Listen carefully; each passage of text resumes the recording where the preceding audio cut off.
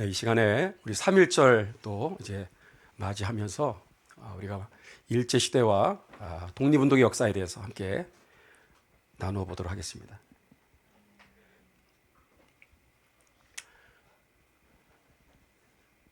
저에게 주어진 시간은 50분입니다.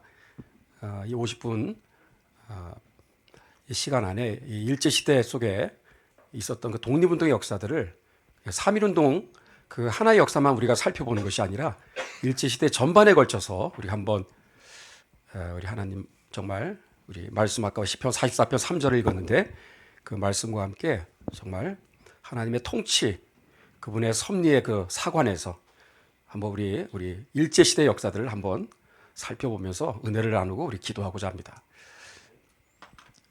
여러분 일제시대 특별히 3.1운동이 어떻게 해서 이제 찾아오게 되었느냐. 1918년 1월 8일에 있었던 민족 자결주의 많이 들어보셨죠?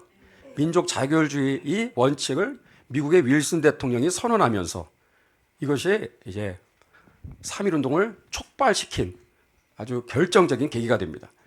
그 14개의 조항이 있는데 그 중에 이 내용이 사실 우리에게는 굉장히 중요한 구원의 소망이 된 거예요. 통치자는 오직 국민 자신들의 동의에 의해서만 국민들을 통치할 수 있고 지배할 수 있다. 이걸 이제 미국의 대통령 윌슨이 한 아주 중요한 연설의 한 토막이거든요.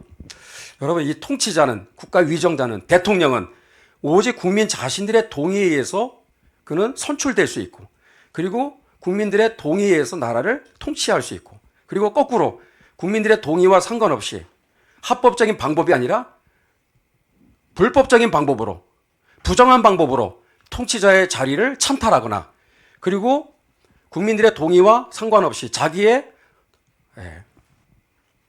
독재 권력을 막 휘두르는 자기 마음대로 임의대로 나라를 통치하고 끌고 간다. 그럴 때는 국민들은 가만히 있으면 안 되고 저항해야 된다. 저항해야 된다. 이것이 오랫동안 우리에게 지금까지 계승되어 왔었던 종교개혁자들이 우리에게 남겨준 신앙의 유산입니다. 여러분 이 말은 누가 처음 했을까요? 칼빈의 제자였었던 테오도르 베자 목사님이 한 얘기입니다.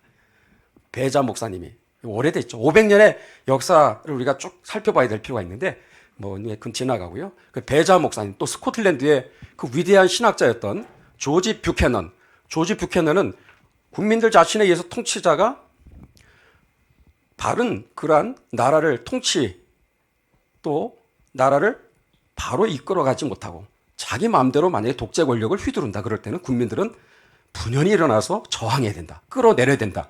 이런 얘기까지도 조지 뷰캐넌, 이게 바로 위대한 저항 신앙의 다 토대를 만드신 분들이죠. 그리고 우리 스코틀랜드의 앤드류 멜빌 같은 이제 우리 장로교의 아버지라고 하는 앤드류 멜빌이라는 분이 장로교의 아버지예요. 또 개신교에 있어서 중요한 종교개혁에 아주 중요한 큰 공헌을 했었던 그런 목사님이기도 합니다. 이러한 이제 쭉 역사의 그 흐름 속에서 바로 이 스코틀랜드의 그 후손이죠. 우리 윌슨 대통령은 그 선조가 스코틀랜드 분입니다. 그래서 쭉 이렇게 그 신앙의 유산을 이어받은 분인데 이분이 바로 이러한 민족 자결주의 원칙을 선언했다고 하는 것이 참 놀라운 그러한 역사라고 생각이 됩니다. 자, 때는 1차 세계대전이 이제 4년 동안 쭉 이제 온 유럽을 완전히 그냥 쑥대밭으로 만들죠. 그래서 아주 많은 정말 사상자가 발생을 했습니다. 그래서 전후 복구 처리 문제를 놓고 파리에서 강화 회의가 열리게 됩니다. 1년 동안 이제 열리게 되죠. 그래서 우리 일제 통치를 받았었던 우리 민족의 지도자들은 때는 왔다. 우리 독립의 의지를 전 세계에 호소할 수 있는 아주 중요한 절호의 기회다. 그래서 이 파리 강화회의에 우리의 민족 대표단들을 보내기 위한 그런 노력들을 하게 됩니다. 물론 다 실패합니다. 여기 민족 자결주의 원칙의 이 선언에 우리는 순진하게 이거를 믿고 그래도 서구의 자유민주주의 국가의 열강들이 우리의 독립 호소에 귀를 기울여 줄 알았는데 돌아온 것은 아무런 묵묵부답이었죠. 그 배경에 이런 일이 있었습니다. 자, 우리 윌슨 대통령은 이승만 박사께서 프린스톤에서 박사학위 학위를 이제 취득하는 과정에서 자기를 지도해 줬었던 그 교수님이었죠. 그래서 은사이기도 하고 그러다가 이제 나중에 은퇴하시고 나서 미국의 대통령이 됩니다. 그래서 이러한 개인적인 친분을 또 이러한 기회에 가만히 있으면 안 되겠죠. 그래서 윌슨 대통령에게 편지를 씁니다. 그래서 한국의 독립을 이제 요구를 하게 됩니다. 일제에 지금 식민지 통치가 지금 계속 진행이 되고 있는데 10년 동안 우리 한국민들 누구도 여기에 동의하지 않았다. 우리가 원해서 일본 제국주의가 우리를 지금 식민지 통치하는 게 아니다 하는 것을, 그러면서 우리는 간절히 독립을 요구한다. 간절히 우리는 독립을 원한다. 이런 이제 내용의 편지를 이제 써서 보내게 되죠. 그래서 파리 강화회의 때 우리의 목소리를 좀 상정해 달라. 한국의 독립을 이런 목소리가 있다라는 것을 꼭 상정을 해서 강대국들 강화회의 때 꼭 안건으로 올려달라. 근데 대통령의 대답은 뭐예요? 한국에서 어떠한 봉기가 있지 않는데 아무리 얘기한들 무슨 소용이 있겠느냐. 그래서 uprising, 한국에서 봉기가 일어나야 된다. 뭔가 백성들이 들고 일어나는 뭔가 액션이 있어야지. 정말 한국민들 당시에 2천만이었죠. 2천만의 한국민들이 진짜 독립을 원하는구나. 이제 그런 뭔가 얘기가 되겠죠. 그래서 한국에서 봉기가 있어야 되겠다 하는 이제 요구사항이 이제 대통령으로부터 답장이 오게 됩니다. 이승만 박사께서 국내에 송진우 선생님, 김성수 선생님한테 편지를 이제 써서 보내게 됩니다. 적당한 시기에 자신의 외교 활동을 지원하는 운동을 국내에서 전개해 주십시오. 그래서 이제 발발한 게 뭐예요? 3.1 만세 운동이 되겠죠. 우리 한번 따라해 볼까요? 대한독립 만세! 대한독립 만세!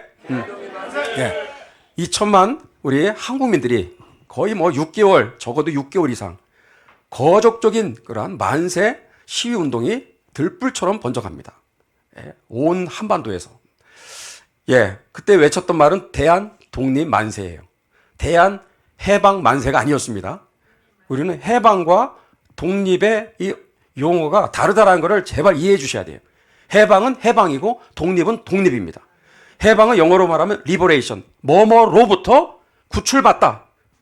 그게 이제 해방이고, 독립은 뭐죠? 주권국가로 건국되는 것을 독립이라고 말하는 겁니다. 완전히 다른 용어예요. 당시에 우리 2천만이 대한독립 만세를 외쳤던 그들의 머릿속에, 마음속에 있었던 그 염원은 일본으로부터 우리가 구출받는, 거기서 해방되는 게 목적이 아닙니다. 해방이 되고 나서 어떻게 하자는 거죠? 우리의 주권을 회복해서 우리의 단독적인 주권 국가로서 정부가 수립이 되고, 그래서 국민 주권 영토를 가진 엄연한 그러한 자주 독립 국가를 이루어야 되겠다. 그런 염원을 가지고 대한 독립 만세를 외친 거예요. 그 독립은 뭐다? 건국을 뜻하는 거예요. 건국. 그러니까 이분들의 이 염원이 이루어진 때가 언제죠? 1948년 8월 15일입니다. 8월 15일. 오늘날 역사가 얼마나 왜곡됐냐면 1948년 8월 15일을 건국일로 자꾸 주장하고 이거를 기념하고 교육하는 것은 일제시대 때 독립운동한 분들에 대한 모독이다 라고 얘기하는 분들이 있어요. 아닙니다. 그분들의 독립운동을 더욱 독립운동 되게 하는 것입니다. 그 독립을 위해서 그분들이 피땀 흘려 싸웠기 때문에 그것이 성취가 된 그 역사적 날이 48년 8월 15일이니 얼마나 감격적인 그 순간입니까?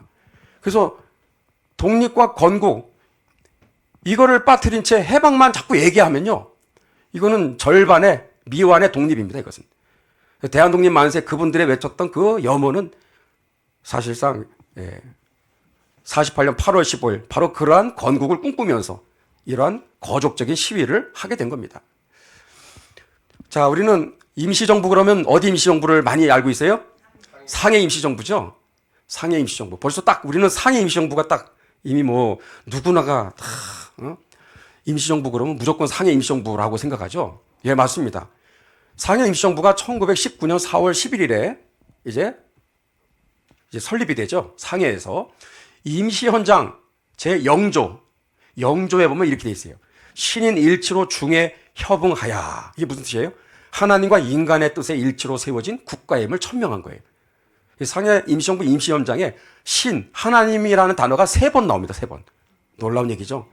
대한민국 임시헌장 선서문에 신의 국의 건설에 귀한 기초이니라. 즉, 이 나라는 해방과 함께 건국이 되면 어떤 나라가 되어야 되냐. 전 세계 수많은 나라들 가운데 하나님 나라를 세우는 그러한 하나님 나라의 그러한 질서를 재편하고 그 나라 수많은 나라들을 다시금 하나님 나라의 그런 공의와 정의가 강같이 하수같이 흐르는 정말 하나님의 통치 아래 온 나라가 재편되어지고 건설되어지는 위대한 정말 그러한 역사에 이 한국이라는 나라가 중심 국가가 될 것이다. 그래서 하나님 나라 건설의 기초가 되는 그러한 국가를 꿈꾸면서 신의 국의 건설의 귀한 기초가 될 것이다. 그러면서요 또 이런 얘기를 합니다. 1조부터 쫙 이제 조항을 보게 되면 1조는 뭐예요? 한번 읽어봅니다. 대한민국은 민주공화제로 함. 대한민국은 민주공화제로 한다. 공산국가를 지향하는 게 아니라 우리는 언젠가 일본이 패망하고 해방을 우리가 맞이하게 되면 어떤 나라, 어떤 정치 이념 위에 나라를 세울 것인가? 자유민주공화국을 이 나라를 세울 것이다. 분명하게 그렇게 방향을 설정한 거예요. 근데 7조에 보면 뭐가 돼 있어? 또 신이 나오네요. 대한민국은 신의 의사에 의하여 건국한 정신을. 와, 하나님이라는 단어가 몇 번 나와요? 3번 나옵니다. 이거 세계 역사에 이런 유례가 없어요. 여러분 이렇게 대한민국의 임시정부의 이러한 중요한 정체성을 하나님 이렇게 기독교 정신에 기초한 나라를 세워야 된다. 이렇게 된 것은 누가 이런 생각을 가져다 줬을까요? 그 배우의 이승만 박사님이 있었어요. 미국에 계셨지만 상해 임시정부 요원 중에 현순이라고 하는 목사님입니다. 그분한테 전보를 계속 쳐요. 임시헌장을 만들 때 2가지가 꼭 조항에 들어가야 된다. 첫 번째, 기독교 정신에 입각한 나라임을 천명해야 된다. 그리고 2번째, 공산국가 이런 거 안 된다. 우리는 절대로. 민주공화제로 이 나라를 세울 것을 천명해야 된다. 그대로 여기에다 다 조항이 들어간 거예요. 이게 기적입니다. 저는 이 자세하게 봤어요. 이게 굉장히 난상 토론 끝에 이게 결국은 설립이 되거든요. 이 안에는 민주공화제에 대한 생각이 있는 사람들은 별로 없어요. 사회주의 공산주의의 생각들이 이렇게 쫙 이게 오염이 되어 있는 그러한 이제 거기에 경도되어 있는 사람들이 상당히 많이 있었거든요. 근데 이렇게 임시원장은 끝내주게 제정이 됐던 것은 이러한 배우의 하나님이 쓰시는 이승만 박사님을 통해서 이런 정말 100점짜리 임시원장을 만들게 된 겁니다. 청사진은 끝내주게 만든 거예요. 자, 여러분 미국판 3.1운동 잘 아시죠? 필라델피아 대한인 총대표회의입니다. 미국에서 필라델피아, 저도 한번 가봤는데요. 이 건물은 그대로 있습니다. 리틀 시어터라고 조그만 소극장, 거기에서 150명의 한국인들이 3일 동안 모여서 미국판 3.1운동을 하게 된 겁니다. 여기서도 독립운동을 하겠다는 생각으로 처음에 모인 거예요. 근데 4월 14, 15, 16, 3일 진행되죠. 15일이 되었을 때 대회 둘째 날에 상해 임시정부가 설립이 되었고 임시헌장이 제정되었다는 얘기를 둘째 날 아침에 딱 들은 거예요. 이승만 박사를 위시해서 서재필 선생님, 여기 있는 150명의 한국인들이. 그래서 이 대회는요, 처음에 목표는 필라델피아 대한인 총대표회의로 시작한 거예요. 근데 둘째 날에 거기에서 들려오는 소식에 3.1운동이 일어난 그 이후 여파로 상해에서 임시정부가 세워졌다는 얘기를 딱 들은 거예요. 언제죠? 4월 11일이거든요. 그래서 지금 같으면 바로 그냥 연락이 될 텐데, 카톡 하나면 끝나는데, 한참 있다가 이제, 그런 일이 있었어? 이제 얘기를 듣게 된 거죠. 그러니까 이 대회의 성격이 단순히 대한독립 만세 그 외치고 끝나려고 했었는데 그게 아니라 대회의 성격이 대한인 총대표회의에서 제1차 한인 대회로 싹 바꿔버린 거예요. 마치 우리 오살리에서 우리 복음통일 컨퍼런스를 하고 있는데 저 김정은 독재 체제가 무너지고 갑자기 한반도에 대격변이 일어나면서 통일의 문이 이제 쭉 열리게 되는 역사가 일어나는 거야. 우리가 당장이라도 평양에 갈 수 있을 것 같은 그런 소식을 우리가 만약에 컨퍼런스에 듣게 되면 어떻게 돼요? 대회의 성격이요. 팍 바뀌어질 수밖에 없는 거죠. 그래서 그러한 이제 놀라운 격변의 그러한 순간이 찾아오게 된 거예요. 그래서 이거 대회의 성격을 방향을 다시 설정하자. 그래서 제1차 한인 대회, The First Korean Congress. 미국의 1776년 독립 그 선언서를 발표하면서 독립 전쟁이 막 한 7년 쫙 진행이 되잖아요. 그랬을 때 여기 필라델피아 여기 건물에서 필라델피아 여기는 리틀 시어터 건물이고 여기서 조금만 걸어가면 독립 기념관이 있습니다. 대륙 제1차 회의가 열렸던 조지 워싱턴 그때 이제 건국의 아버지들이 대륙 회의를 통해서 이제 건국 과정이 이제 쫙 시작이 되었을 때 역사적인 장소거든요. 필라델피아가. 그거를 착안을 해서 우리도 건국을 위한 이제 준비 모임으로 이 대회 성격을 바꿔야 되지 않겠냐. 그래서 타이틀을 아예 바꿔버린 겁니다. 그래서 제1차 한인대회로 바꾼 거예요. 간판을 둘째 날부터. 그래서 여기 모임은 150명은 놀랍게도 다 올 크리스찬입니다. 여러분 당시에 2천만 중에 기독교는 1%밖에 안 됐어요. 근데 미국에서 필라델피아 이 조그만 곳에서 150명이 모여 3일 동안 컨퍼런스를 하는데 100%가 다 기독교인이에요. 이건 기독교 무슨 교회 행사가 아닙니다. 그냥 독립운동을 위한 그냥 애국운동이었어요. 애국 모임이었는데 놀랍게도 150명이 다 기독교인이니까 어떻게 진행했겠어요? 기독교 부흥회를 방불케 했다. 그렇게 이제 기록에 남아있어요. 그러니까 왜냐하면 시작할 때 찬양으로 시작하죠. 우리 똑같아요. 대표기도 있지, 특송이 있지, 뭐 해외에서 선교사님 왔다 그러면 선교 보고 간증이 있고, 그리고 목사님 설교가 있고, 축도가 있고, 헌금이 있고, 뭐예요? 예배 드리는 거예요, 예배. 그게요, 계속 우리 컨퍼런스 하면 하루에 몇 번 예배 드립니까, 계속. 찬양하고 말씀 듣고 기도, 찬양하고 말씀 듣고 기도 듣고. 하루에 뭐 한 5번, 6번 하죠? 똑같이 그렇게 했어요. 그거를 16일, 셋째 날까지 그렇게 하고 내린 결론이 뭐다? 일본은 반드시 무너진다. 해방은 반드시 온다. 그럼 우리는 주권 국가로 독립, 건국을 우리가 반드시 이루어야 되겠는데 어떤 나라를 세울 것인가? 미국을 모델로 한 자유민주주의 국가를 건설하자. 이렇게 결론을 내리고 한 10개, 한국인들의 열망이라는 한 10개에 해당하는 강론으로 들어가서 10개에 해당하는 자세한 그러한 앞으로 건국의 청사진을 쫙 세웁니다.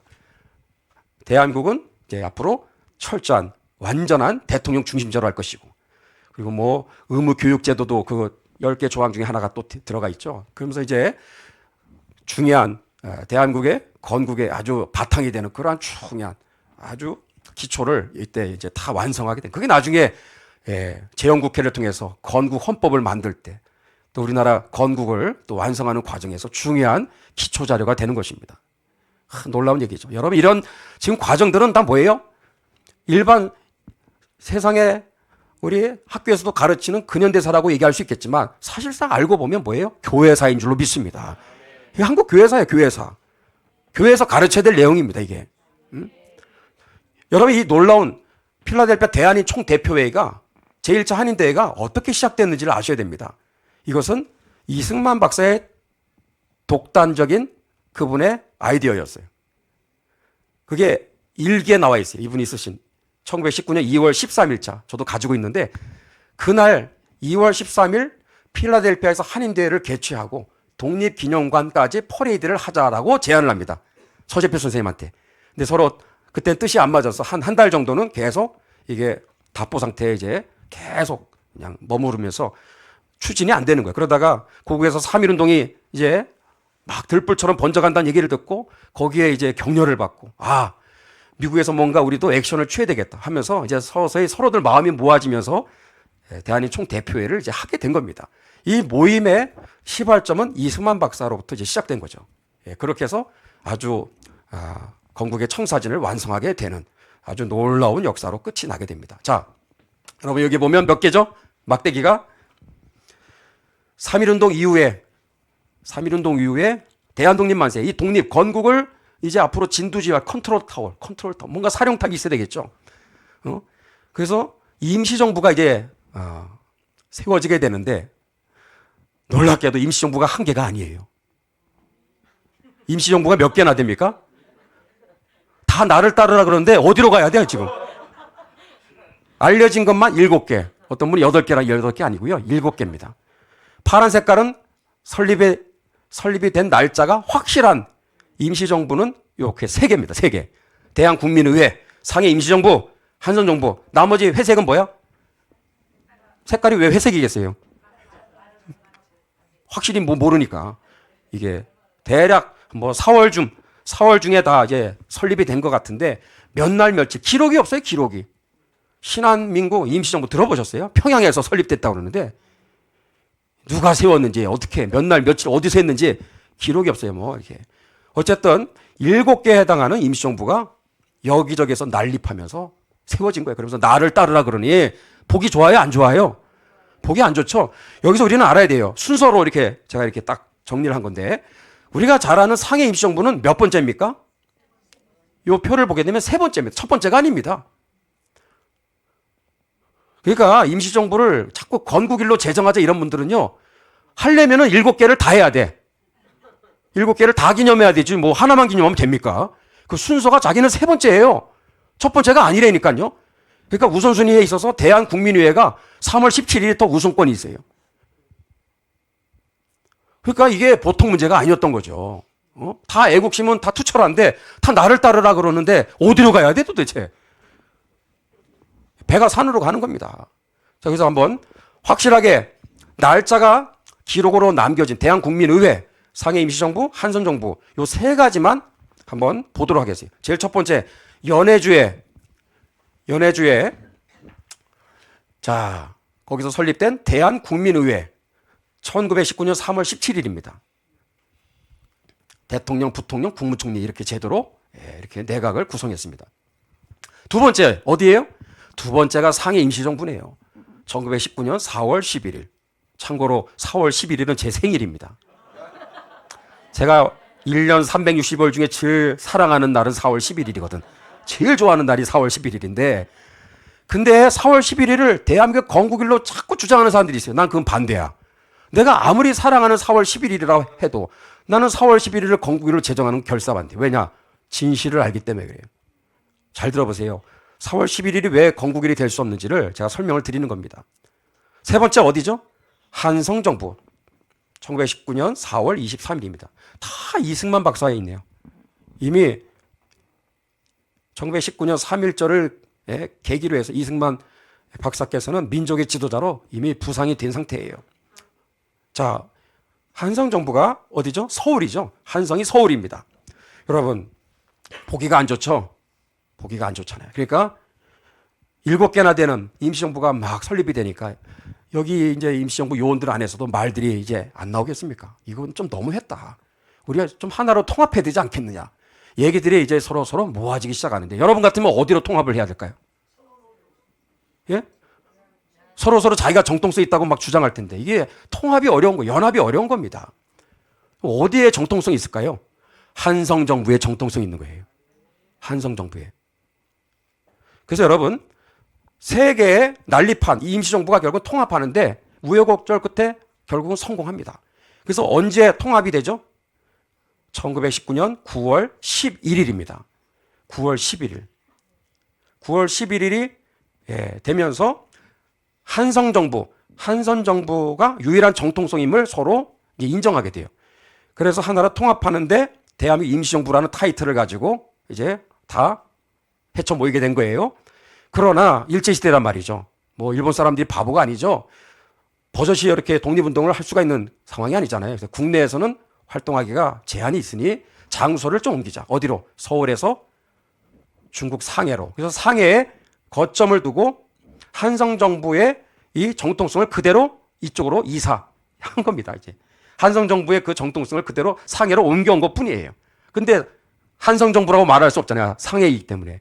장소가 외국의 타국에 있기 때문에 한성정부라고 하면 어울리지 않으니까 그냥 대한민국 임시정부라고 그렇게 결국은 딱 통합을 하면서 이렇게 간판을 만들게 된 겁니다. 대통령은 누구죠?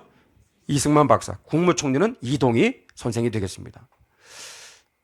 자, 1919년 6월 28일 안창호 선생님께서 통합 과정에서 굉장히 큰 공헌을 하셨죠. 이분은 상해 임시정부의 내무총장이었어요. 그 취임식에서 뭐라고 그랬어요? 보기가 너무 안 좋다 이거죠. 상해 임시정부는 한성정부 밑으로 들어가야 된다. 그 얘기를 한 거예요. 임시정부는 상해 임시정부는 명의와 정신적인 정부요. 장차 경성에 세울 정부의 그림자 외다. 그러면서 무슨 얘기를 하셨냐면 상해 임시정부와 동시에 한성의 임시정부가 발표돼요. 보기가 안 좋다 이거죠. 세상으로 하여금 우리 민족의 두 개의 정부의 존재를 의심케 합니다. 동시에 우리 정부의 유일무이함을 내외에 표시함은 긴유한 일이니 이렇게 하려면 상해 정부를 어떻게 해야 돼요?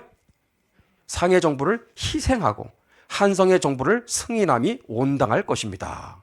지금 놀라운 얘기를 하고 있어요. 상해 임시정부는 이제부터 역사에서 사라지는 겁니다. 그러니까 언제까지? 9월 11일부로. 그러니까 한 5개월 정도 상해 임시정부는 존재했다가 통합되면서 대한민국 임시정부로 서로 합치면서 상해 임시정부는 역사에서 사라진 거예요. 우리는 이런 구분 없이 지금도 막 상해 임시정부가 계속됐다고 생각하는데 그게 아니라 안창호 선생님 말씀대로 상해 임시정부는 5개월 동안에 그런 명을 다 하고 결국은 자치를 감추고 한성정부로 이제 다 흡수 통합하게 된 겁니다. 그래서 여러분 여기 보신각이죠. 종로에 가게 되면 보신 가게 여러분 꼭 한번 찾아보세요. 이 기념비가 밑에 딱 이렇게 지나가다 보면 잘 찾아보면 있습니다. 3.1 독립운동 기념터예요. 보신각 앞에 있습니다. 뭐라고 써있죠? 1919년 3.1 독립 만세 시위의 중심지로 3.23 국민대회를 개최하고 한성정부를 선포한 곳. 3.23 국민대회. 3.23이 뭐죠? 한성정부가 수립된 바로 그 날짜입니다. 이게 왜 정통성이 있죠? 국민대회를 열었어요, 여기서. 국민대회를. 기습적으로 국민대회를 열었어요. 1945년 10월 17일 이승만 박사께서 미국에서 이제 귀국을 하게 됩니다. 하신 말씀이 뭐예요? 기자회견 때 1919년 3월 1일 독립선언과 동시에 대한민국 임시정부가 국내 독립투사들의 손에 의하여 수립되었다. 놀라운 얘기를 하고 있어요. 대한민국 임시정부가 수립되었다고 하면서 국내입니다. 국외가 아니라 국내의 독립투사들의 손에 의하여 수립되었다. 뭘 얘기하는 거죠? 한성정부 수립을 말하는 거예요. 한성정부의 그 수립이 정통성이 있다는 얘기를 지금 말씀하고 있는 거예요. 이거는 이분 한 분의 자기 주장이 아니라 이미 1919년 9월 11일 통합이 되면서 모든 민족 지도자들이 서로 합의를 본 서로 같이 합의가 된 내용이 됩니다. 누구도 이 일을 달 수가 없는 이제 다 결정된 사항이었습니다. 참고로 우리 4월 23일 한성 임시정부가 탄생이 되는 과정 3월 1일에 우리 33인 뭘 다 붙잡혀간 건 아니지만 그들이 태화관에서 일제 경찰들한테 연락을 해가지고 우리 여기서 잡아가라고 그래서 자진해서 다 체포당하죠. 다 33인이 체포된 건 아닙니다. 뭐 몇 명은 그 자리에 없었기 때문에. 그러나 어쨌든 민족 지도자 33인의 그러한 중심 축이 사실상 사라진 겁니다. 자진해서 체포가 됐기 때문에. 그 뒤를 이어서 자, 한성 임시정부 이 설립을 주도한 가장 중요한 리더십은 누구냐? 이상재 선생님이에요. 월남 이상재 선생님. 그래서 13개도에 그 흩어져 있는 이 25명 각 도를 대표하는 그러니까 정통성이 있다는 얘기가 바로 이겁니다. 13개 그 흩어져 있는 한반도 전역에 있었던 각 지역의 대표 25명이 모여서 종로 사거리에서 만세를 부르고 국민대회 취지서와 임시정부 선포문을 대량으로 살포하게 됩니다. 어쨌든 일제 감시 속에서도 굉장히 정광석화 같이 나름대로 그 절차를 밟아서 국민대회 순서와 함께 임시정부를 우리가 수립하노라 이 선포문을 대량으로 살포하면서 한성 임시정부가 결국 설립이 된 겁니다. 정통성이 있다라는 게 이것 때문에 정통성이 있는 거예요. 이상전 선생님께서 이 모든 행사들을 주도하셨습니다.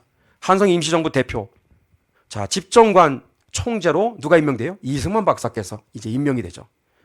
그래서 그 집정관을 영어로 프레지던트, 대통령에 그 해당하는 프레지던트라는 그런 용어로 그렇게 해서 영문을 그렇게 해서 번역을 했고요. 그리고 한성 임시정부가 결국은 대한공화국으로 이렇게 명칭이 명명이 되면서 영어로 어떻게 번역이 됐다? 이 놀라운 얘기. 이 번역을 이승만 박사님이 하신 거죠. The Republic of Korea. 우리 외국에 나갈 때 여러분 여권에 뭐라고 돼 있죠? 리퍼블릭이라는 Republic of Korea. 이때 바로 1919년 4월 23일 한성정부를 설립하면서 최초로 영문을 쓰게 된 게 바로 지금까지 오게 된 겁니다. 대한공화국 The Republic of Korea. 자, 여러분 48년 5월 31일 30여 년이 지난 뒤에 감격적인 재헌국회, 건국국회입니다. 정확히 표현하면 건국국회를 열 때 임시의장이었던 이승만 박사님이 회의를 이제 시작하면서 취임 연설을 이제 하는데 그 연설문 중에 아주 중요한 얘기를 하십니다. 우리는 국회의원 자격으로 이에 모여 우리의 직무와 권위를 행할 것이니 먼저 헌법을 제정하고 대한독립민주정부를 뭐 한다라는 거예요? 대한독립민주정부를 재건설하려는 것입니다. 자, 여기서 이제 이 용어가 상당히 오해를 지금 낳는 거예요. 아, 그러면 임시정부 그게 대한민국 건국이고 이거는 재건설이다. 이렇게 해서 건국의 그 기원을 48년으로 두지를 않고 1919년으로 임시정부 수립으로 자꾸 기원을 삼는 그러한 아주 상당히 심각한 왜곡이 이 용어를 잘못 이해하면서 이제 찾아오게 된 겁니다. 잘 들어보세요. 어떤 의미로 얘기한 건지. 이 민국은 기미 3월 1일 우리 13도 대표들이 서울에 모여서 국민대회를 열고, 여기 보세요. 뭐라고 얘기하고 있는지. 어디에서 국민대회를 열었어요? 13도 대표들이 서울에서. 상해가 아닙니다. 연해주가 아닙니다. 저 평양이 아니에요. 예. 딱 하나예요. 정통성 있는 데는 딱 하나. 서울에서 수립된 한성정부 하나를 얘기하는 거예요. 그 서울에 모여서 국민대회를 열고 대한독립민주국임을 세계에 공포하고 임시정부를 건설해 민주주의의 기초를 세운 것입니다.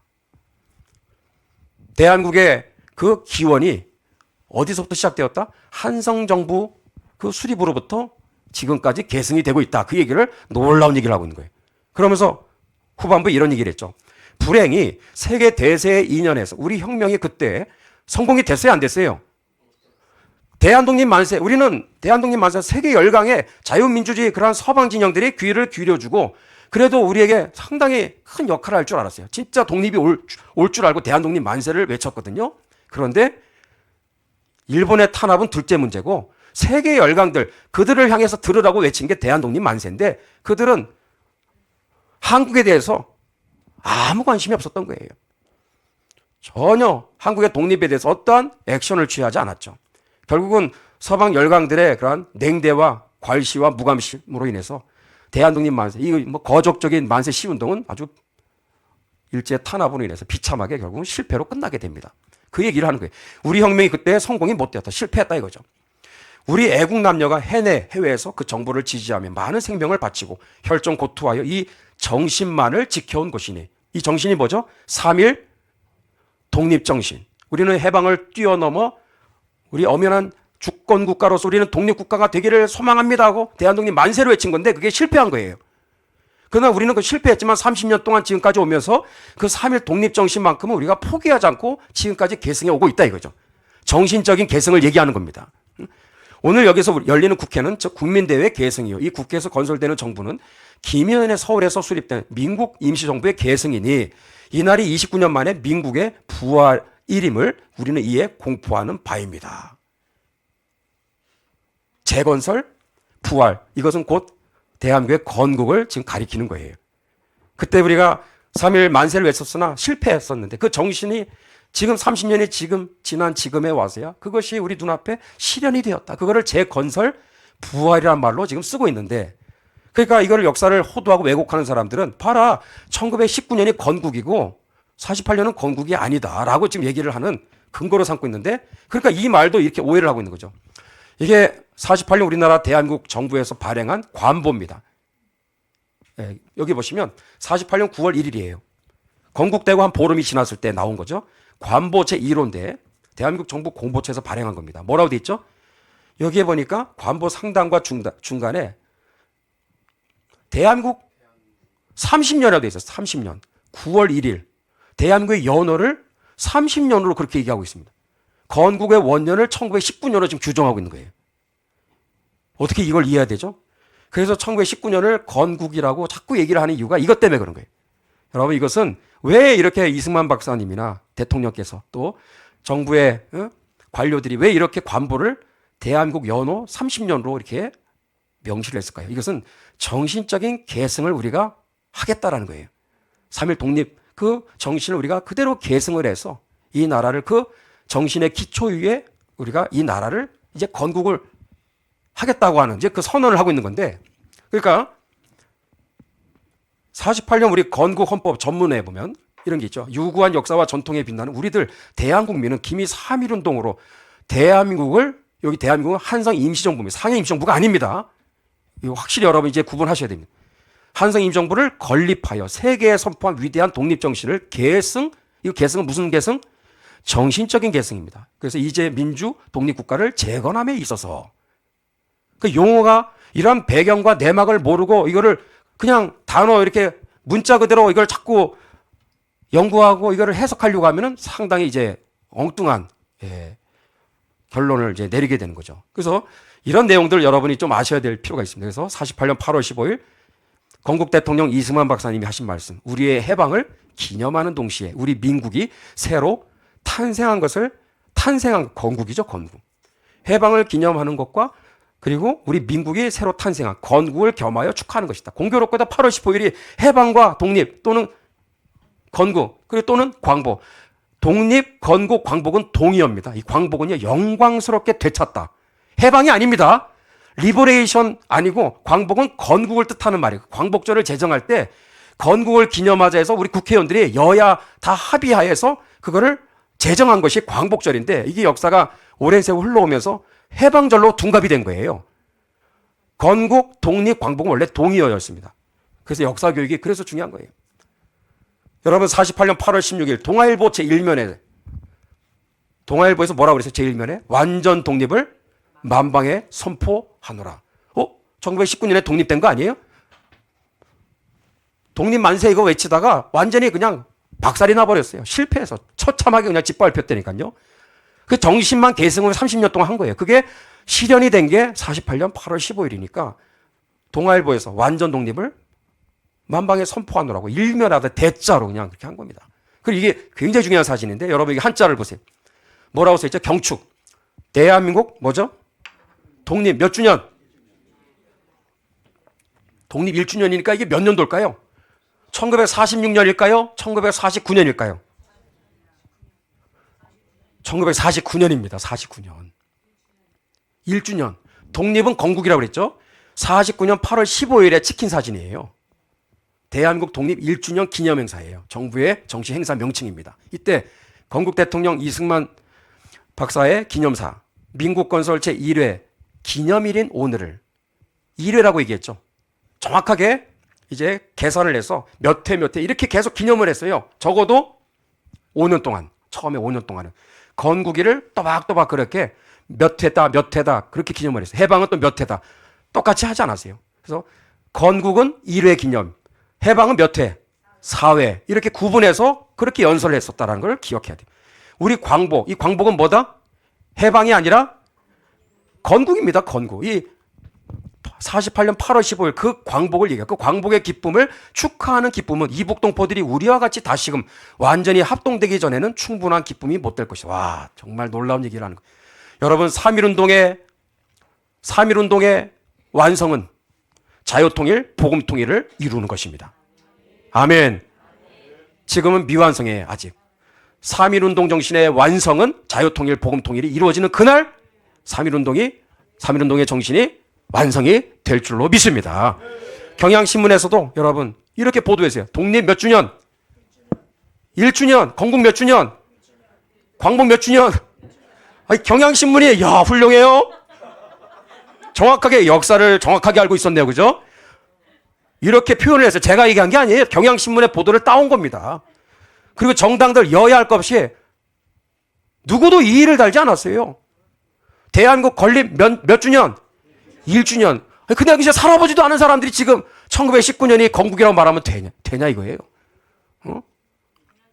이 당시에 3천만의 한국 사람들, 위정자들로부터 일반 우리 대한민국 국민들 모두가 독립, 건국, 광복 정확한 개념을 갖고 있었어요. 이렇게. 그러면서 다 축하하고 기념한 겁니다. 근데 이런 역사 교육이 단절되고 그러다 보니 뒤죽박죽이 돼버린 거예요, 지금. 자, 오늘 이제 중요한 후반부를 이제 이어가는데, 이전 바탕에 여러분 내용들을 염두에 두시면서 저에게 주어진 시간 안에 한번 쭉 중요한 또 후반부 얘기를 한번 해보도록 하겠습니다. 여러분 여기 3.1운동 이후에 자 독립, 건국을 이루기까지 피할 수 없는 두 가지 전쟁이 있어요. 뭐예요? 일본 제국주의와 또 하나 뭐죠? 일본만 생각하면 안 돼요. 소련 공산 제국주의와의 공공의 적이, 거대한 공공의 적이 우리 앞에 떡하니 있는 겁니다. 지금 우리는 일본 제국주의만 자꾸 생각하는데 아닙니다. 소련 공산 제국주의와의 전쟁도 같이 시작된 거예요. 3.1운동 평화 만세 시위예요. 돌아온 건 뭐죠? 무자비한 탄압이었죠. 한 3개월 동안 탄압을 이제 받는 가운데 우리 한국인들 7,509명이 사망했어요. 3.1운동 평화 시위 하면서. 여러분, 평화로운 이 만세 시위 계속 하겠습니까, 여러분들? 3개월 외쳤더니만 7,500여 명이 죽었어, 한국 사람들이. 알려진 통계 자료만 의하면. 근데 이거 계속 해야 돼요? 평화 시위 계속 해야 됩니까? 그러니까 이거 안 된다. 우리도 같이 무기를 들고 맞짱 떠야 된다. 그래서 무력에 의한 투쟁론, 무력 투쟁론이 이제 설득력을 얻게 되게 되는 거죠. 그래서 압록강과 두만강 건너서 서간도, 북간도, 저 만주벌판으로 우리 수많은 사람들이 건너서 독립운동을 이제 거기서 펼쳐갑니다. 그래서 서간도, 북간도 다 합쳐서 한 75개 정도?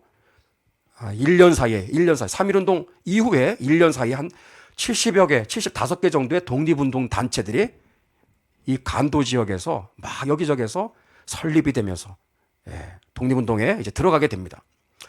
예. 이게 1919년에서 1920년 1년 사이에 벌어진 일이죠.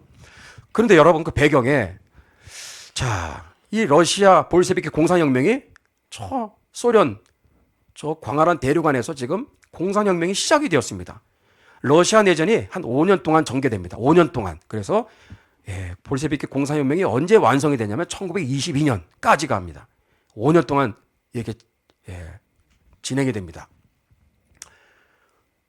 이 레닌이 볼셰비키 공산혁명을 어떻게 완성을 했냐면 민족 해방 전술, 그래서 수많은 약소국가, 강대국들의 식민지 통치를 받는 약소국가들에게 러브콜을 보내서 내가 당신들의 민족 해방을 지원해 줄 테니까 먼저 우리 러시아 내전에 힘을 보태라.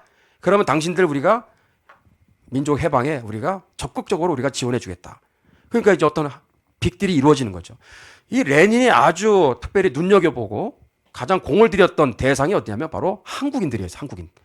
레닌의 1급 오른팔 역할을 했었던 수석 비서가 누구냐면 박진순이라고 해서 박진순이라는 사람이 한국 사람인데 레닌의 오른팔이 되어서 그의 아주 오른팔 역할을 하면서 결국은 한국인들을 대상으로 공작에 들어가게 됩니다.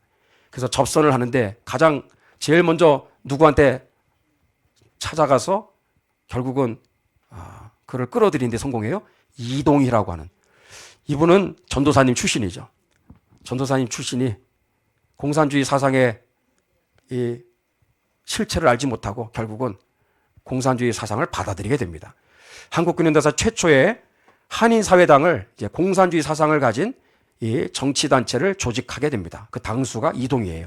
이동희가 했던 말이 뭐예요? 1918년 독립운동의 수건을 달성하고자 난 공산주의 저 세력들과 손을 잡은 거다. 더 나아가 뭐예요? 나는 공산주의 국가를 나는 건설하겠다. 볼셰비키주의에 찬동하여 고려혁명을 그 길로 촉진시키자. 공산국가를 세우겠다고 하는 그 얘기입니다. 그리고 친필로 레닌에게 충성 서양 맹세를 갖다 바친 사람이 이동희 전도사예요. 기가 막힌 얘기입니다.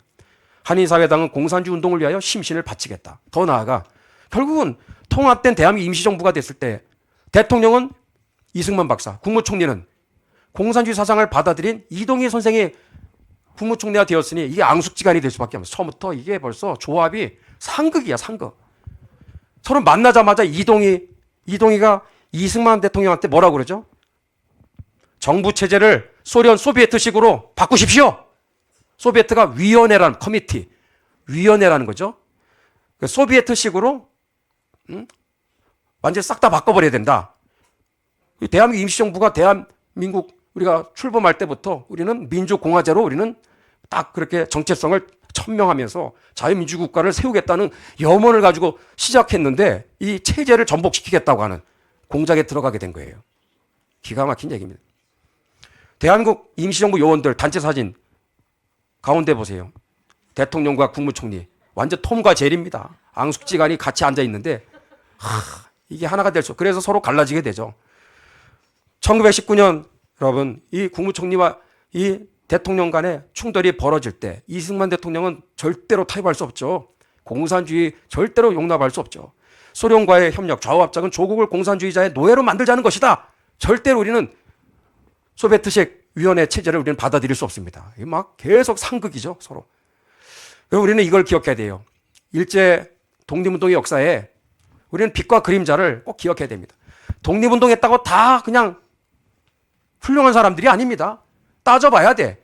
그 독립이 공산국가 건립을 위한 독립인지 자유민주공화국 건국을 위한 독립운동이었는지를 물어봐야 돼요. 물어봐야 되겠죠? 무조건 다 독립운동했어 그러면 건국훈장 주고 포상해주고 국가에서 막 세금으로 계속해서 보상해주고 그렇게 되면요 큰일 나는 거예요. 대한민국이 지금 이 보통 심각한 게 아닙니다. 목표가 뭐냐 이거를 분명히 우리 따져봐요. 그리고 방법, 무장투쟁론을 주장하느냐 외교 동력을 주장하느냐. 이게 단순히 뭐 간단한 얘기가 아닙니다. 무장투쟁론은 우리의 힘이 없으니 누군가의 힘을 빌려서 항일운동을 해야 된다 그 얘기인데, 누구의 힘을 빌려야 돼요? 여기 무장투쟁론을 주장하는 사람들은 거의 99%가 소련 볼셰비키 공산주의자들의 자금 지원과 그리고 인력 지원, 그 다음에 무기 지원을 받아서 일본과 맞짱 떠야 된다. 그게 무장투쟁론의 핵심입니다. 외교 독립론은 어차피 우리 힘으로 일본과 상대할 수 없다. 그래서 미국을 움직여서 미국으로 하여금 일본을 패망케 해야 된다. 이거를 주장했던 유일한 한 사람 누구예요?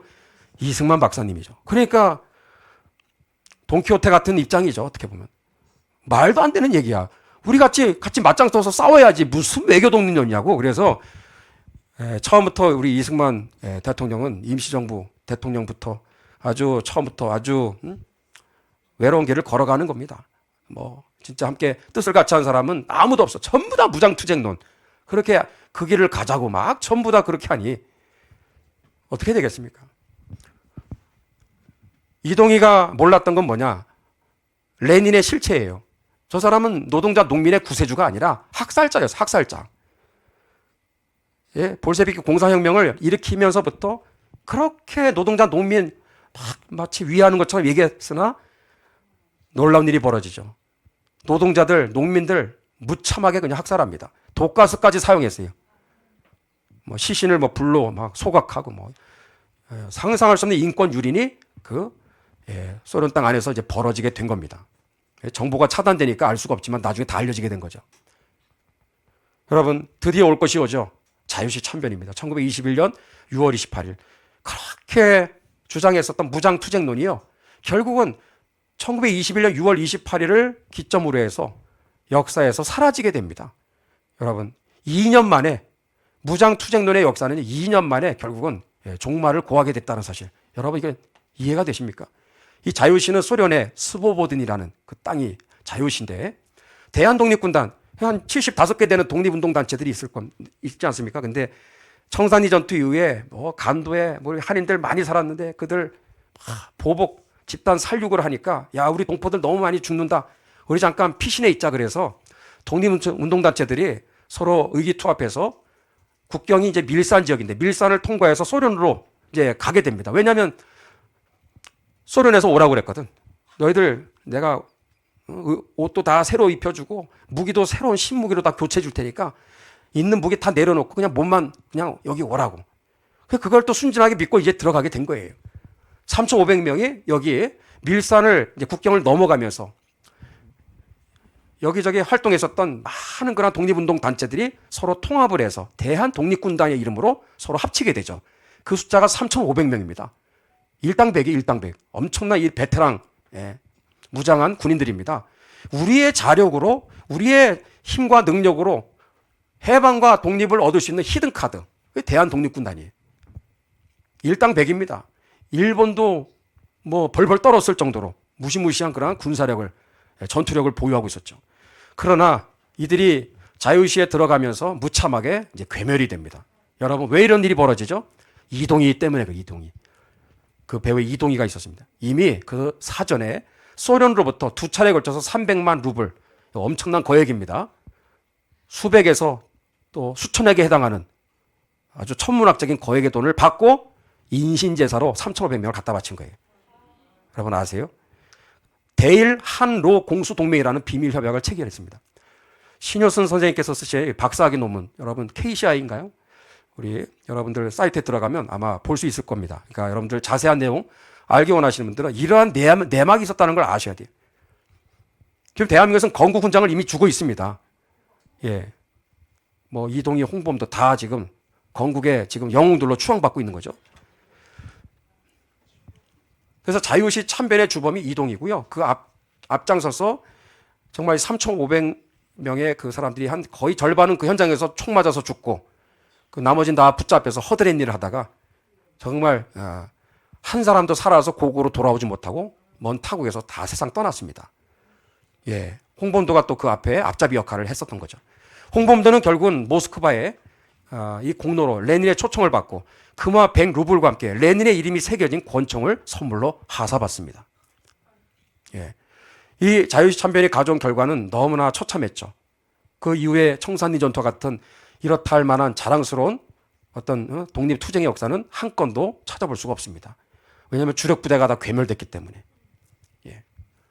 그 이후에 독립운동단체들이 서로 내분과 분열이 막 보통 심각한 상황이 아니니까 레닌이 모스크바에 동아시아에서 활동하는 공산혁명 지도자들을 다 소집합니다. 150명이 모였는데 그 중에 3분의 1이 한국 사람들이었어요. 한국 사람.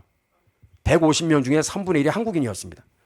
여기에 여운형, 김규식, 현순 이런 다 기독교인이라고 하는 사람들, 신학교 나오고 또 전도사라고 하는 또 교회 장로라고 하는 이분들이 여기에 왜 들어간 거예요? 여기 공산주의 사상을 이미 이분들은 받아들인 거죠.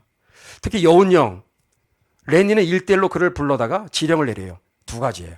민족주의를 실행하라. 즉 좌우합작의 노선으로 가라. 너무 티내지 말라.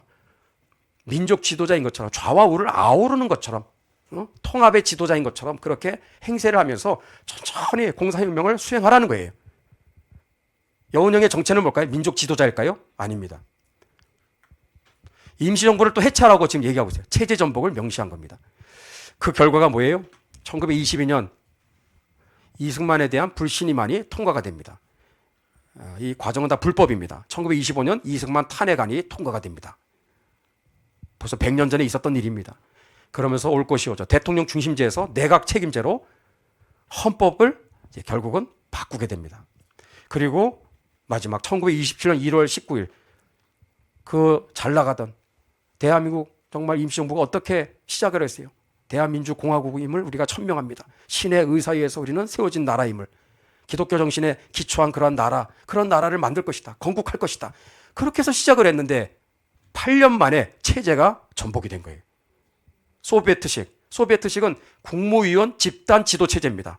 하드웨어, 어떤 그 시스템 자체를 공산주의 시스템을 그대로 받아들이게 된 거예요. 여러분 오해하지 마세요. 그렇다고 완전히 다 공산화가 시뻘겋게 됐느냐? 하나의 과정입니다.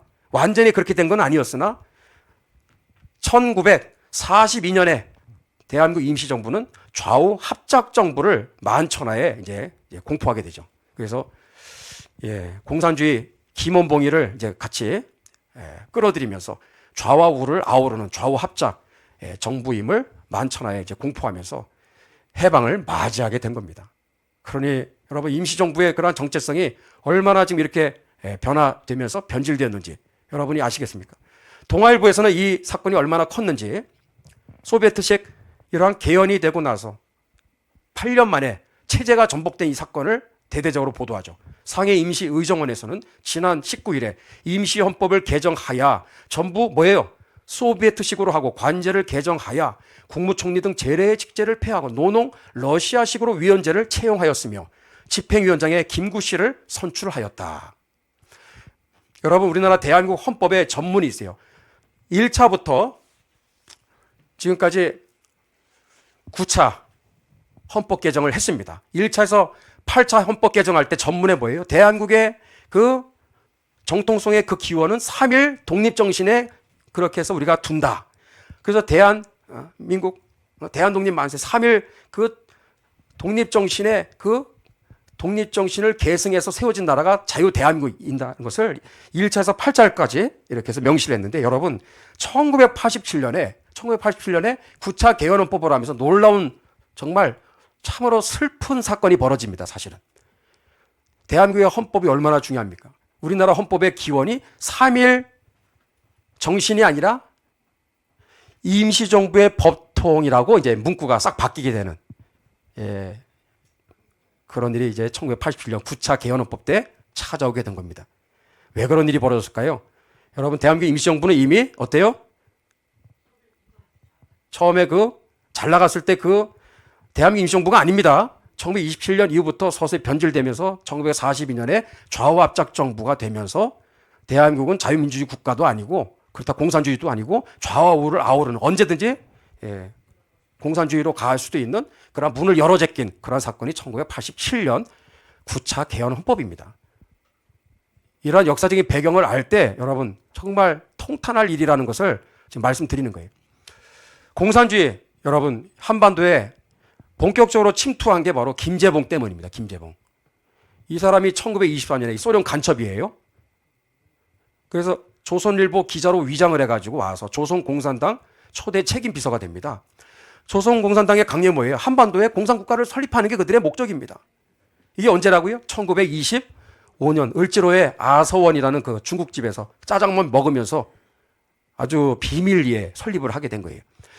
참 안타까운 건 1926년에 당시의 그 자료를 보면 한반도 전체의 공산주의 사상으로 한반도를 공산국가로 만들겠다고 그러한 목표를 가진 단체가 몇 개나 세워졌냐면 여러분 놀라셔야 됩니다. 1926년에 어떤 자료에 그렇게 되어 있어요.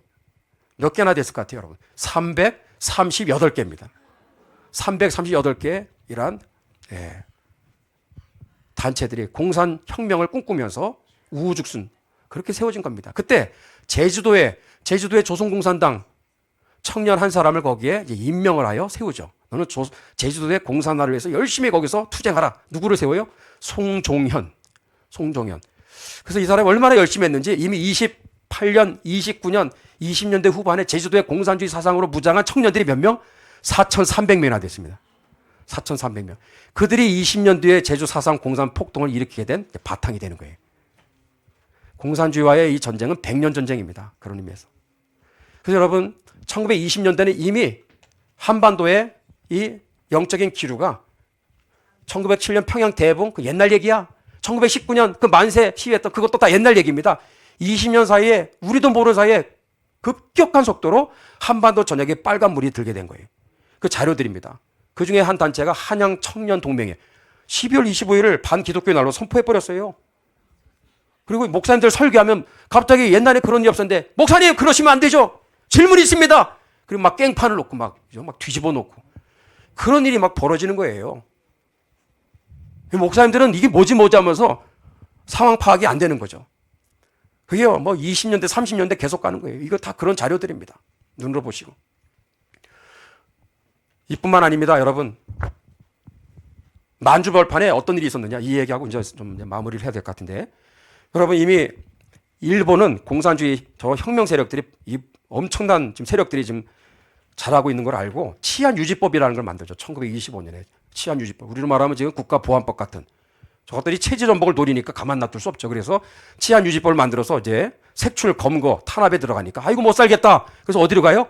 압록강, 두만강 건너서 간도로 다 피신해 갔는데 30년대입니다. 그게 20년대 후반, 30년대 초에 국내에서 활동했던 공산주의 세력들이 간도로 전부 다 들어가는데 간도에 많은 기독교인들 그런 마을들이 거기에 이미 형성이 되고 있었어요. 그리고 이미 여기 자료가 되게 중요한 건데 1923년에 소련 간첩 박윤서, 주청송 이 두 사람이 간도에 딱 거기에 본부를 딱 차려놓고 공산혁명운동을 시작을 한 거예요. 그래서 만주의 공산주의 사상이 쫙 퍼지게 된 게 본격적으로 1923년입니다. 거기다가 국내에서 활동했던 이러한 극렬 공산주의자들이 막 거기로 들어오니까 어떤 일이 벌어지죠? 그래서 여러분 이게 6.25 때 얘기가 아니에요. 이게.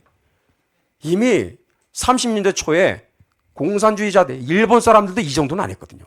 같은 동포들끼리 정말 있을 수 없는 그런 인권 유린, 정말 천이 공노할 그런 만행을 자행한 겁니다. 이게 다 간도에서 벌어진 일이죠. 성경책 주일날 예배 드리는데 성경책 뺏어서 툭툭 던지는 건 기본이고 장로니 귀를 베어버리지를 않나. 교회당을 정치 선정으로 이용하는데 좀 빌려달라고 하니까 안 됩니다. 그러니까 그 목사님들 막 죽이기도 하고요. 예배당 13곳 불 지르고 교인들 4명을 교인 피살하고 또 하나 보여드리면 어떤 교회 안에서는 25명이 순교하는 일이 있었어요. 이미 30년대 초에 이런 일이 있었습니다. 선교사님이 또 순교당하고 김영국 목사님, 김영진 목사님은 탈피 참살. 이게 뭐예요? 피부를 벗겨서 죽이는. 같은 동포인데 이럴 수 있습니까? 공산주의는 가능한 겁니다. 예. 간도에 기독교 병원이 있었는데 매일 공산당원들의 그러한 입원 환자들이 속출하는 거예요. 이 사람들이 어디서 이렇게 다쳐서 돌아오지?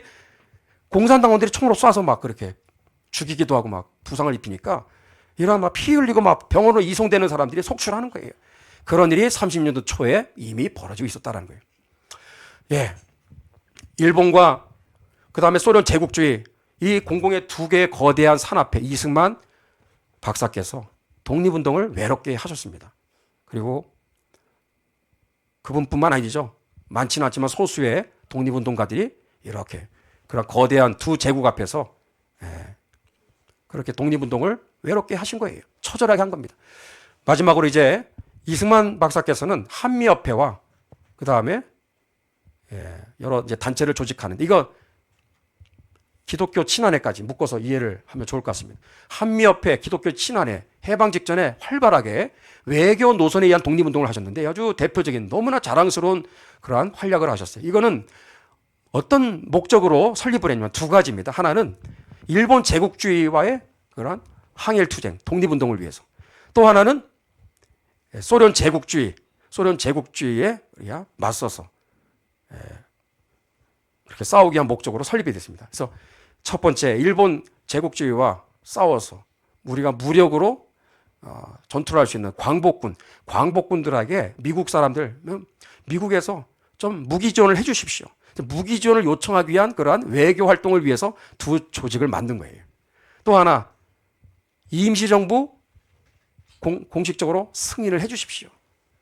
뭐 마음에 들지 않는 부분도 많지만 임시정부를 국제적으로 승인을 해줘야 일본이 패망할 때 한반도는 무주공산입니다. 먼저 차지하는 놈이 주인이 될 수가 있어요. 근데 임시정부를 떡하니 국제적으로 승인을 받으면 소련 놈들이 한 놈도 들어올 수가 없는 거거든요. 이승만 박사님은 그걸 내다보신 거예요. 그 두 마리 이 거대한 제국을 상대하면서 그렇게 해서 만든 게 한미협회와 기독교인 친환회인데 오늘 시간이 없으니까 결국은 이 활동이 결국 먹히게 되는 거예요. 그것이 결국은 꿈에도 그리던 해방을 가져오게 된 줄로 믿으시기를 바랍니다. 여기 있는 분이 헐버트 선교사님, 여기 앞에 하얀 얼굴을 이분은 이제 프레데릭 해리스 목사님, 다 우리 해방 또 건국 과정에 참 일익을 감당했었던 그런 분들이죠.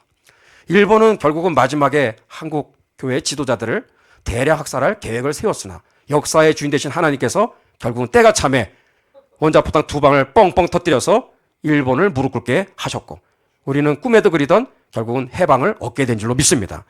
그래서 옥중에 있었던 우리 참 순교의 신앙을 끝까지 포기하지 않고 그렇게 배도의 죄악을 범하지 않고 끝까지 옥중에서도 기도했었던 우리 주의 종들, 우리 목사님들, 주기철 목사님 사택 앞에서 찍은 사진이 되겠습니다.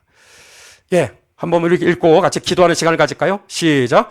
그들이 자기 칼로 땅을 얻어 차지함이 아니요 그들의 팔이 그들을 오직 주의 오른손과 주의 팔과 주의 얼굴의 빛으로 하셨으니 주께서 그들을 기뻐하신 까닭이니이다. 한번 읽어볼까요? 삼일정신의 완성은 자유통일과 복음통일이 실현되는 것이다.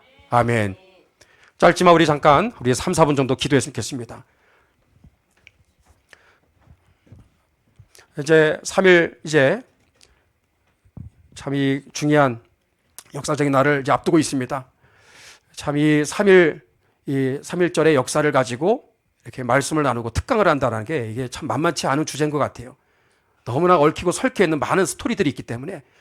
그러나 그 핵심은 무엇이냐? 3.1 독립 만세를 외쳤던 그 당시에 2천만의 우리 선진들, 선조들의 그들의 염원은 무엇이냐? 한반도 전체의 이 전역에 자유민주주의 국가가 건립되고 건국되는 것이었습니다. 그 이후 지금까지 우리가 뭐 잘 알듯이 아직도 분단체제로 지금까지 오랜 세월이 지나고 있습니다. 3.1 정신의 완성은 결국은 자유통일, 복음통일이 완성이 되는 것이 결국은 3.1 정신이 바로 완성이 되는 그 날이 될 것입니다. 우리 교회에서 또 우리 연합집회에서 이러한 3.1 정신의 이러한 중요한 핵심적인 자유통일과 복음통일의 완성이 선포되게 하여 주시옵소서. 단순한 정말 반일 감정을 부추기고 그렇게 해서 그거를 교육하는 그러한 특강 말고 그러한 메시지 말고 3.1 정신에 감추어진 정말 하나님의 위대한 섭리와 정말 하나님의 주권의 그러한 관점에서 이 역사들을 해석하고 설명하고 그리고 이 3.1 정신을 통해서 자유통일 복음통일의 이 사명을 다시금 붙잡고 기도하는 한국교회가 되어야 될 줄로 믿습니다. 이를 위해서 하나님 앞에 주여 이러한 정말 3.1절의 귀한 이 메시지들이 각 강단마다 연합집회 속에서 하나님 정확하게 선포되게 하여 주옵소서. 그리고 2020년은 자유통일과 복음통일이 실현되는 통일의 원년이 되게 하여 주시옵소서. 우리 주에 한번 부르면서 주님 앞에 합심하여 잠시 기도하겠습니다. 주여. 아버지 하나님의 역사를 중안하신 우리 하나님, 아버지 이 3.1절의 역사들을 통해서 하나님의 뜻이 무엇인지를 우리가 밝히 알게 하여 주시옵소서. 하나님, 정말로 하나님 앞에 주님, 우리가 간절히 목놓아 기도해야 되겠사옵나이다. 하나님, 자유통일과 복음통일이 완성되는 그 날이 3.1 정신이 완성되는 바로 하나님의 역사임을 아버지 알게 하여 주시옵소서. 하나님, 2천만이 대한독립의 만세를 외치면서 하나님 목전껏 목놓아 외쳤던 자유민주주의 국가 건국의 아버지 꿈과 염원들이 하나님 정말로 이 한반도 전체에 이것이 실현되는 그날이 이제 아버지 이루어져야 되겠사옵나이다. 주님 아버지 하나님, 3.1절을 맞이하면서 한국교회 아버지 하나님 수많은 교회들 가운데 하나님께서 세우신 목사님들을 통해서 하나님 3.1절의 아버지 바른 이 아버지 참으로 뜻과 이 하나님의 이 놀라운 계획과 섭리가 무엇인지를 하나님 저희들이 밝히 알게 도와 주시옵소서. 주여 아버지 긍휼히 여겨 주시옵소서. 주여 아버지 진정한 광복이 이루어져야 되겠습니다. 하나님 한반도 전체에 아버지 하나님 진정한 광복이 이루어져야 되겠습니다. 아직도 미완의 아버지 아직도 완성으로 하나님 아직도 통일의 문이 열리지 않은 가운데 있습니다. 주여 아버지 더디 이루지 마옵시고 이제 하나님께서 아버지 2026년을 아버지 주님 하늘을 가르시고 아버지 이 땅 가운데 임하여 주시옵소서. 오 정말 세상의 통치자들과 그리고 주권자들의 주제가 되시고 머리가 되시는 우리 하나님 아버지, 사람들을 정말로 이 땅 가운데 세우실 때 그들을 살리기도 하시고 죽이기도 하시고 높이기도 하시고 낮추시는 분이 하나님이신 줄로 믿습니다. 하나님 아버지 온 땅 가운데 주님 온 세상 열방과 온 주 아버지 세상의 국제 이 모든 질서들이 하나님의 공의와 정의 가운데 재편되게 하여 주시고 하나님 아버지의 뜻 가운데 아버지 온 나라들 가운데 하나님을 대적하여 높아진 모든 악한 사상들과 하나님의 저들의 모든 조류들이 아버지 다 무너지게 도와주옵소서. 하나님을 대적하여 정말로 교만한 인생들의 모든 저들의 계계와 그들의 모사들이 다 무력화가 되게 도와주시옵소서. 이 한반도 가운데 주님 주여 이 대한민국을 불쌍히 여겨주시고 이 나라를 하나님 아버지 지켜주시옵소서. 자유민주주의 국가의 아버지 대한민국의 하나님 정체성을 잃어버리지 않게 도와주옵소서. 잘못된 정말로 왜곡에 의해서 이 나라의 역사들이 정말로 훼손되어지고 하나님 아버지 자라나는 세대들에게 또한 대한민국 국민들에게 하나님 이러한 역사들의 아버지 진실을 호도하고 왜곡하고 거짓으로 선전선동하는 이 모든 악한 조류들이 다 무력화되게 하여 주옵소서. 3.1절의 아버지 하나님의 역사 속에 감추어진 하나님의 비밀한 뜻을 밝히 알게 하여 주시고 주님 앞에 간절히 기도하며 나아가는 주여 이 또한 3.1절이 되도록 은혜를 베풀어 주시옵소서. 교회 머리가 되실 뿐만 아니라 역사를 주관하신 우리 하나님 아버지, 3.1절 또한 이제 앞두고 이 화요 철야 오늘 특별히 40일째 철야로 모이게 해주시니 감사를 드립니다. 아버지, 우리 하나님께서 세우신 우리 목사님들을 하나님 그 입술을 통해서 이 3.1절의 이 정신이 무엇인지를 하나님 밝히 증거케 하여 주옵소서.